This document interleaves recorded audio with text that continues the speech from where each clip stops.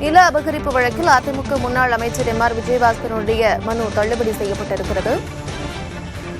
நில அபகரிப்பு வழக்கில் அதிமுக முன்னாள் அமைச்சர் எம்.ஆர். விஜயபாஸ்கரனுடைய முன்ஜாமீன் மனு தள்ளுபடி செய்யப்பட்டிருக்கிறது. அண்மைச் செய்திகளை பார்த்து வருகிறோம். 100 கோடி மதிப்புள்ள 22 ஏக்கர் நிலத்தை அபகரித்ததாக கூறி எம்.ஆர். விஜயபாஸ்கர் மீது வழக்கு பதியப்பட்டிருந்தது. இந்நிலையில் முன்ஜாமீன் கோரி எம்.ஆர். விஜயபாஸ்கர் தொடர்ந்த மனுவை கரூர் மாவட்ட முதன்மை அமர்வு நீதிமன்றம் தள்ளுபடி செய்திருக்கிறது. இந்நிலையில் எம்.ஆர். விஜயபாஸ்கரை கைது செய்ய காவல்துறை தீவிரம் காட்டி வருவதாக தகவல் வெளியாக இருக்கிறது. காவல்துறை தேடி வரும் நிலையில் எம்.ஆர். விஜயபாஸ்கர் தலைமறைவாகி உள்ளதாகவும் தகவல் வெளியாக இருக்கிறது. அண்மைச் செய்திகளை பார்த்து வருகிறோம். நில அபகரிப்பு வழக்கில் அதிமுக முன்னாள் அமைச்சர் எம்.ஆர். விஜயபாஸ்கரனுடைய முன்ஜாமீன் மனு தள்ளுபடி செய்யப்பட்டிருக்கிறது.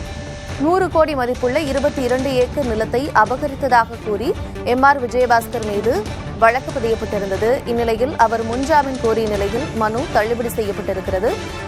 எம்.ஆர். விஜயபாஸ்கர் தலைமறைவாகி உள்ளதாகவும் அவரை காவல்துறையினர் தீவிரமாக தேடி வருவதாகவும் தகவல் வெளியாகி இருக்கிறது. அண்மைச் செய்திகளை பார்த்து வருகிறோம்.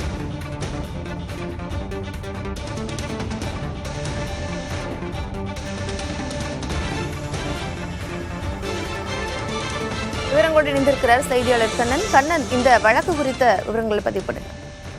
கார்த்திகா, கரூரில் கடந்த மாதம் 9ஆம் தேதி கரூர் சார்பதிவாளர் ஒரு புகார் மனுவை கரூர் காவல் நிலையத்தில் கொடுத்திருந்தார். அதில் சுமார் 100 கோடி ரூபாய் மதிப்புள்ள 22 ஏக்கர் நிலத்தை சிலர் போலியான ஆவணங்கள் மூலம் அபகரித்ததாக புகார் இருந்தது. அந்த புகாரின் அடிப்படையில் 7 நபர்கள் மீது வழக்கு பதிவு செய்யப்பட்டது.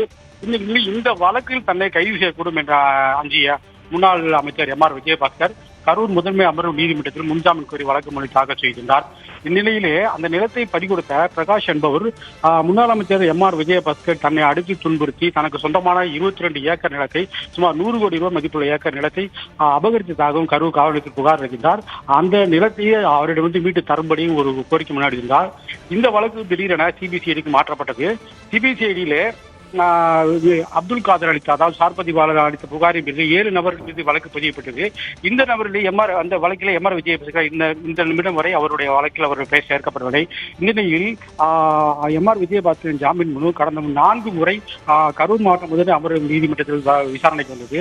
இன்று அந்த மனுவை நீதிபதி தள்ளுபடி செய்து உத்தரவிட்டார். இந்நிலையிலே கடந்த 9ஆம் தேதியிலிருந்து முன்னாள் அமைச்சர் எம்.ஆர். விஜயபாஸ்கர் தலைமறைவாயிருக்கிறார் என்று கூறப்படுகிறது. தொடர்ந்து இதையடுத்து இந்த முன்ஜாமீன் மனுவான விசாரணை மதுரை ஹைகோர்ட்டுக்கு செல்லக்கூடும் என்று அதிமுக தெரிவிக்கின்றனர். கார்த்திகா,